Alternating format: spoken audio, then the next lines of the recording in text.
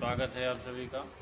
देखिए, हमारा जो राशि फल का क्रम चल रहा है वीडियो में, तो अभी तक हमने 3 राशियों के विषय में आपको वीडियो के माध्यम से सभी दर्शकों को बताया है कि आगामी 2 जून से जिस समय बृहस्पति करीब 12 वर्षों बाद अपनी उच्च राशि कर्क में गोचर करेंगे, तो जिस समय से वो कर्क में गोचर करेंगे, कर्क में बृहस्पति आ जाएंगे, तो बाकी अन्य 12 राशियों के लिए, मतलब जो भी 12 राशियां हैं टोटल, उनके लिए उनका आगामी 1 वर्ष का समय कैसा रहेगा। क्योंकि बृहस्पति जो है, पुनः एक बार बता देता हूँ, बृहस्पति 1 वर्ष यानी लगभग 13 मास जो है एक राशि में संचार करते हैं। तो अभी तक हमने मेष, वृष, मिथुन 3 राशियों का बताया है। कर्क राशि में ही बृहस्पति गोचर कर रहा है और ये प्रक्रिया लगभग 12 वर्षों बाद होती है, जब बृहस्पति अपना पुनः चक्र पूरा करके और उसी राशि में पुनः प्रवेश करता है। 1 जून की रात्रि में प्रवेश करेगा, यानी अंग्रेजी मतानुसार वो 2 जून होगा और हिंदी मतानुसार 1 जून की रात्रि में प्रवेश कर जाएगा।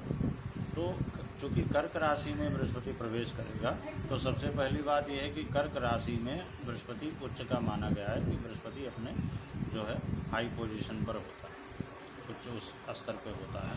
कर्क राशि उसकी उच्च की राशि है। तो कर्क राशि वालों के लिए ये जो समयावधि है लगभग 1 वर्ष, यानी आगामी जो 13 मास रहेगा, वो बहुत ही अच्छा रहने वाला है। कई दृष्टिकोण से लाभ मिलेगा और कई चीज़ों का लाभ मिलेगा। जैसे कि लग्न में बृहस्पति आएगा तो जीवन में अस्थायित्व तो आ सकता है, आत्मबल आपका बरकरार रहेगा, वाणी में भी सौम्यता होगी और साथ साथ में वाणी में सौम्यता के साथ साथ में धर्म कर्म में रुचि होगी और कुछ मांगलिक कार्य भी संपन्न होंगे। साथ ही पंचम दृष्टि पड़ेगी, पंचम भाव पर पड़ेगी। तो यदि कोई व्यक्ति संतान की योजना बना रहा है या संतान की उसको पहले से दिक्कत है, तो इस समय वो संतान के विषय में भी विचार कर सकता है। और वैसे भी जैसे मान लिया किसी के संतान है, तो संतान की उन्नति का भी अवसर देखने को मिलेगा। जो 1 जून 2026 के बाद में आगामी 1 वर्ष तक का संतान की उन्नति के अवसर भी प्राप्त होंगे। और स्वयं भी अगर मान लिया किसी प्रतियोगी परीक्षा में जाना चाहते हैं या उच्च स्तर की शिक्षा ग्रहण करना चाहते हैं, तो उसमें भी आपको बहुत लाभ मिलेगा। इसके साथ ही सप्तम दृष्टि बृहस्पति की पत्नी स्थान पर, जीवन साथी के स्थान पर पड़ेगी, तो रोजगार क्षेत्र से भी मतलब कई सारे अवसर मिलेंगे। लेकिन यहाँ पर थोड़ा सा दिक्कत ये होगी कि हो सकता है कि रोजगार से संबंधित जो योजनाएं हैं वो थोड़ा लंबित चले, क्योंकि बृहस्पति की जो दृष्टि होगी वो नीच की दृष्टि होगी और शत्रु राशि पर होगी।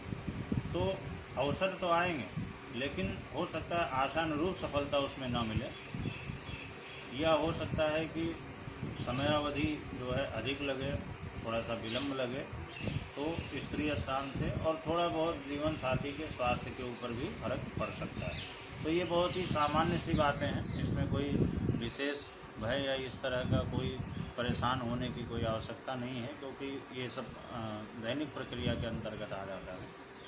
और सबसे खास बात यह है कि नवम दृष्टि जो है भाग्य भाव पर अपनी ही राशि पे पड़ेगी, तो आपका भाग्य जो है कुल मिलाकर के बहुत सपोर्ट करेगा। और जब भाग्य सपोर्ट करता है तो कई सारी छोटी मोटी चीज़ें, अगर भाग्य सपोर्ट करता रहता है तो छोटी मोटी चीज़ें जो है गौड़ हो जाती हैं, क्योंकि भाग्य के सहारे व्यक्ति का जो जीवन है वो आसानी से, जीवनचर्या आसानी से चलती रहती है। तो अपनी राशि पर दृष्टि पड़ेगी तो धार्मिक यात्राओं का भी योग बन सकता है, धर्म कर्म के कार्य हो सकते हैं, मांगलिक कृत्य हो सकते हैं घर में, और साथ ही साथ धर्म कर्म में रुचि भी बहुत बढ़ेगी।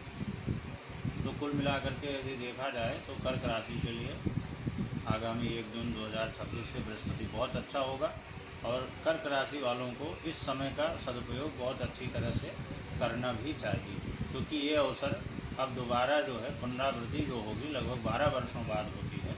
तो जीवन में ऐसा अवसर आएगा, कर्क राशि के लिए बहुत ही अच्छा साबित होगा।